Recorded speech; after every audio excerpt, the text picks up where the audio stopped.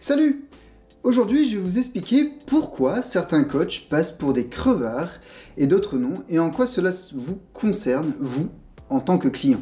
Le principe même du coaching, c'est de faire en sorte que nos clients se passent le plus vite possible de nous. Oui, vous avez bien entendu, si le coaching est pratiqué avec éthique, son but est de rendre le client indépendant de nos services. Ce qui crée plusieurs problématiques pour le coach et plusieurs risques pour le client. Pour le coach, il y a 3 grosses problématiques. L'acquisition client et la communication doivent être permanents et demandent beaucoup d'efforts. Les contrats conclus ne sont en fait pas si stables que ça, même si en bossant avec les entreprises c'est un peu particulier, les accompagnements annuels, tout ça, les cartes peuvent être rebattues assez régulièrement. Troisièmement, la tentation est grande de prolonger un coaching parce qu'on a besoin de thunes. Nicole, ma formatrice en coaching, avait résumé la situation ainsi. Si vous prolongez un client pour vous refaire votre cuisine, vous êtes perdu par la cause et vous devez changer de métier parce que vous allez casser le business des autres en fait. Du coup, c'est assez logique de trouver des coachs dans des trucs de networking, des salons et tout ça, parce qu'en fait, s'ils font bien leur métier, ils sont toujours en recherche de clients. Une séance de coaching, c'est entre 1 et 2 heures de boulot avec le client et 1 heure autour, en gros, préparation de la séance, prise de notes en sortie, administratif, reste de l'acquisition client. On a de la place pour accueillir des gens. Et on est en acquisition permanente. Ça crée une sensation étrange chez les prospects, qui peuvent se sentir considérés comme des sources de revenus potentiels, et non comme des personnes ayant besoin des compétences du coach. Cette situation est délicate à gérer et liée à la déontologie du coaching. Sans cette déontologie, notre travail est vraiment moins bon. J'en parle juste après. Pour le client, les risques liés à cette acquisition permanente sont les suivants. Se faire accompagner plus que nécessaire.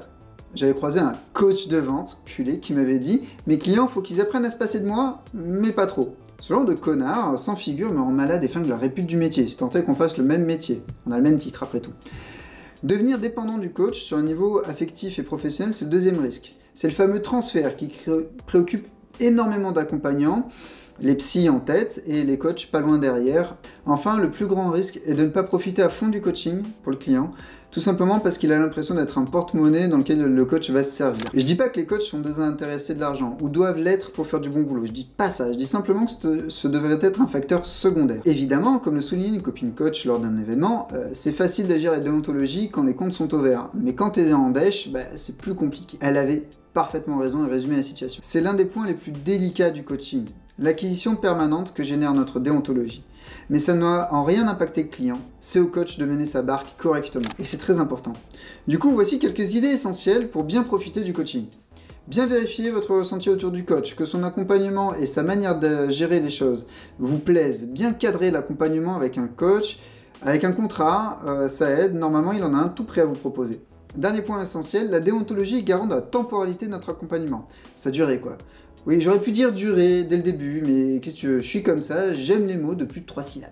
En gros, il nous appartient de rendre nos clients indépendants de notre accompagnement rapidement et écologiquement. Ce sera d'ailleurs l'une des données les plus importantes de cette vidéo. Si tu sens que tu peux te gérer seul cette partie de ta vie, parle-en à ton coach. Ton coach doit respecter ta décision, même s'il doit, pour bien faire les choses, t'aider à la questionner. Simplement, son questionnement doit être neutre et te permet de tirer seul les conclusions. Et là, ça concerne que moi, mais les accompagnements sur la durée doivent être pris avec des pincettes. C'est pour ça que je propose peu d'accompagnements annuels. Les seules fois où j'ai jugé bon de proposer ces accompagnements, c'était dans le cas d'un fondateur de boîte qui était en phase de levée de fonds et qui avait besoin de repenser sa posture en permanence, surtout qu'il recrutait en même temps. Et dans le cas d'une Go Obsession où la personne avait des changements fondamentaux en pro et en perso, pour les deux, j'ai signé 1 an d'accompagnement. Et au bout de quelques mois, dans un cas 5 mois, l'autre 7, on a fait un point et en fait on s'est aperçu qu'ils étaient prêts à s'arrêter de bosser avec moi. J'ai perdu du pognon instantanément, là d'un coup j'ai dans un cas moins 5000 €, dans l'autre moins 3000, et en fait ce qui s'est passé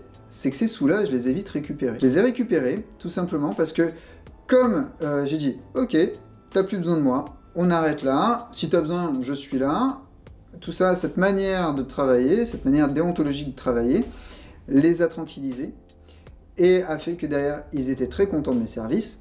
J'avais fait mon taf en même temps, donc ils étaient contents. Le fait que je sois très honnête avec eux, ils étaient encore plus contents, ils m'ont recommandé. Et donc les environ 8000 € que j'avais pas eu en direct avec eux, j'en ai gagné plus du triple grâce à leurs recommandations. Donc au final, quand on joue au déontologique, on gagne sur le long terme. Et ça, c'est la morale de l'histoire. Allez, bisous!